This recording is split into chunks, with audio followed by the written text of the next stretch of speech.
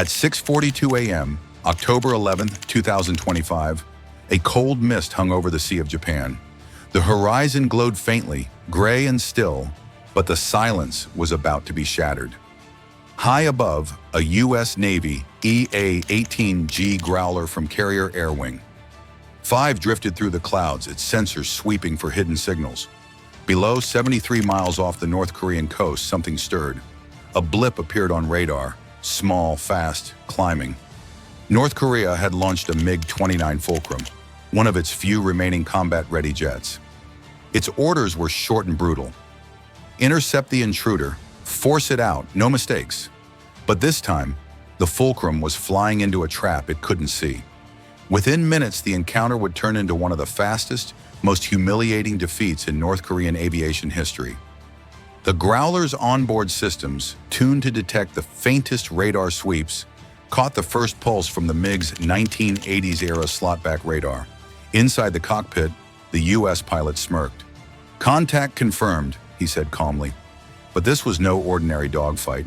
It was an electronic war, and the North Koreans were about to learn what that meant the hard way.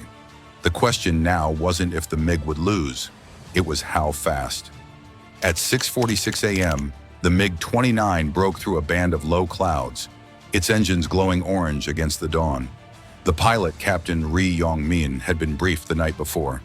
An unidentified American aircraft had entered the buffer zone. His job was to make it leave. But the moment his radar locked on, things didn't add up. The screen showed 1 clear contact, then 3, then 12. Ghost images flickered and multiplied across his display. "Malfunction," he muttered. It wasn't. It was the Growler's first move. Digital jamming so advanced it could trick a pilot into chasing his own shadow. Inside the American cockpit, the crew watched silently as the MiG signals collapsed into static. The Growler's ALQ-249 pod was doing exactly what it was designed for, turning the sky into a hall of mirrors. From the deck of the USS Ronald Reagan far below, radar operators observed the engagement unfold in real time. One of them whispered, "He doesn't even know he's blind." The Fulcrum circled, desperate to re-establish lock, but every attempt only fed the Americans more data. Electronic warfare doesn't need missiles, it needs confusion. And right now, the North Korean pilot was drowning in it. At 6:51 a.m., Captain Ri finally saw what looked like a solid return on his radar.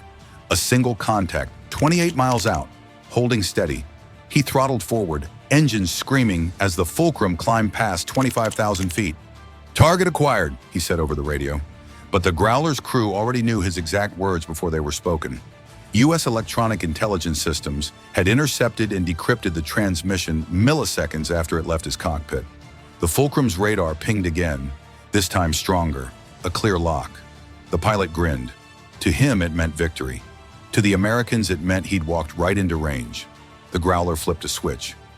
"Iron Curtain active," said the electronic warfare officer. At once, beams of energy flooded the air around the MiG. His radar filled with snow. Every signal distorted, every sensor went blind. He was flying at Mach 1, but he might as well have been in total darkness. Down below, North Korean ground control began shouting contradictory orders. "Maintain lock! Break off! Return to base!" Static swallowed everything. The Growler watched as the MiG began a desperate roll, trying to shake off ghosts that weren't there. The sky was now a digital battlefield, and North Korea had already lost. Quick pause. If you're enjoying this breakdown and learning how invisible wars are fought, hit that like button and subscribe. It really helps the channel grow and keeps these deep dive analyses coming your way. Now back to the mission. At 6:55 a.m., the MiG's radar burned out its calibration circuit. In seconds, its targeting system died. The pilot pulled hard right, searching the clouds with nothing but instinct. He never saw the American jet closing in from above. At 6:57 a.m., permission came through. From the USS Ronald Reagan's Combat Center, a coded transmission pulsed through the sky. Visual deterrent authorized. In the Growler's cockpit, the pilot and electronic warfare officer exchanged a silent glance. They knew what that meant. Don't start a war, but make sure this never happens again. The Growler rolled left, climbing to 30,000 feet, positioning itself directly above the Fulcrum. From this angle, the MiG's pilot couldn't see a thing. He was still banking hard, his outdated systems showing phantom targets that didn't exist. To him, the battle was chaos. To the Americans, it was controlled precision. The Growler's targeting computer locked in. One AMR AAM missile armed automatically. The pilot whispered, "Fox 3." The missile dropped from the wing and ignited, accelerating past Mach 4 in less than 2 seconds. The MiG pilot only caught a flash of light on his right side before everything turned white. At 6:58 a.m., the explosion lit the morning sky like a second sunrise.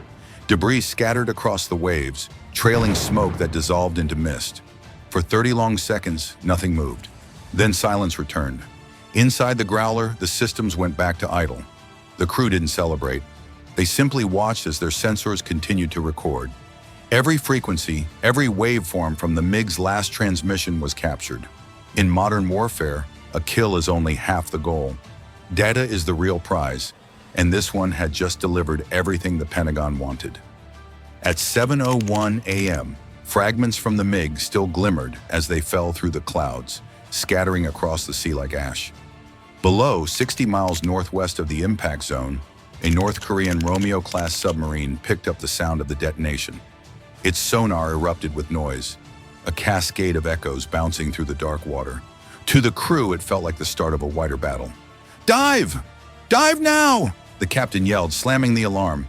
The submarine pitched down sharply, propellers thrashing as it descended past 100 meters. But the sudden maneuver created a massive cavitation signature, a roaring bubble trail loud enough for every U.S. hydrophone in the region to hear. Within moments, the sonar room aboard the destroyer, USS Shoup, triangulated the contact. A single acoustic ping confirmed it. The Americans didn't engage. They didn't have to.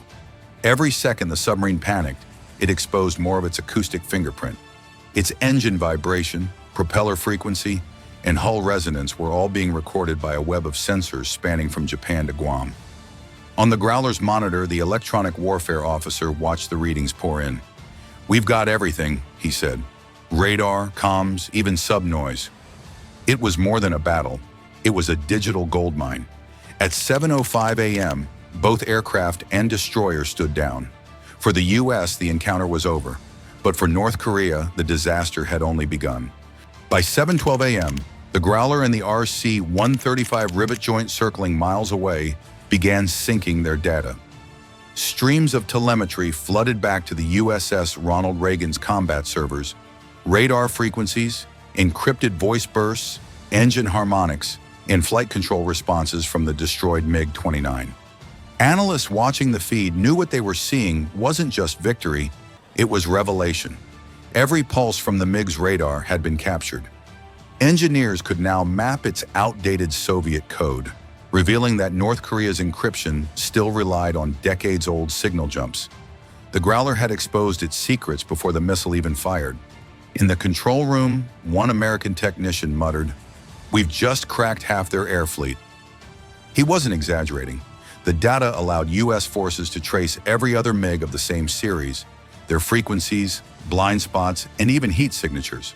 That meant each could be tracked or neutralized before they ever appeared on radar again.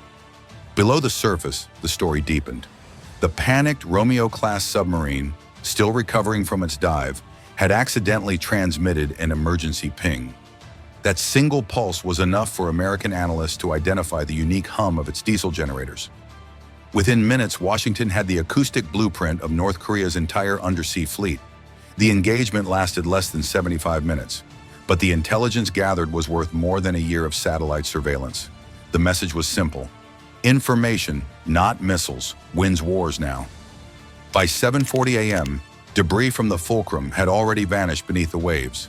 To passing ships, the sea looked calm again, but inside the Pentagon, analysts were celebrating a victory that could never be publicly acknowledged.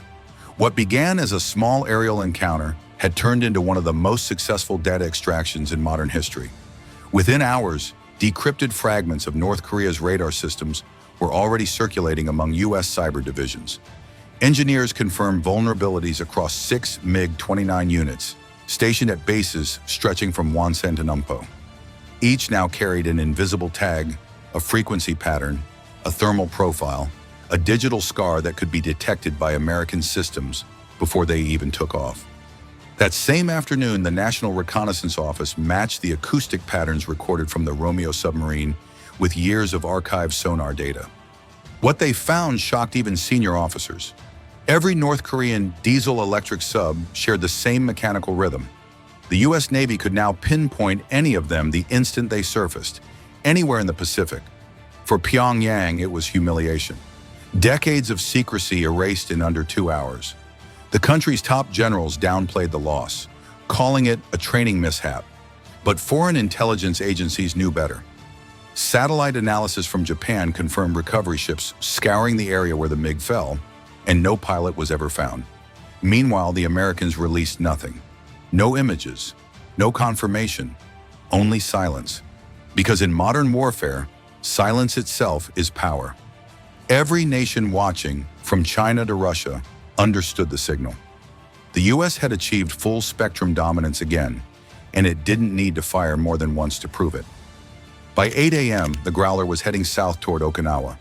Behind it, the sky looked calm again, but inside its black box sat data that would reshape electronic warfare for years. No one on board spoke. They didn't need to. Everyone understood what had happened. A single North Korean jet had challenged the United States and vanished before it even realized it was being hunted. In 75 minutes, America had exposed every flaw in Pyongyang's air and naval systems without losing a pilot or plane. No medals, no press release, just silence only power can afford. Inside the Pentagon, the message was clear. The next war won't be fought with fire, but with frequency, code, and control. When the report reached Washington, one line stood out: target neutralized, dominance confirmed. Strength is no longer about who fires first, but who sees first, who turns the sky itself into a weapon. If you've watched this far and want to keep uncovering the hidden battles shaping our world, subscribe and turn on notifications. Your support helps us bring the stories nations try to bury and truths too powerful to ignore.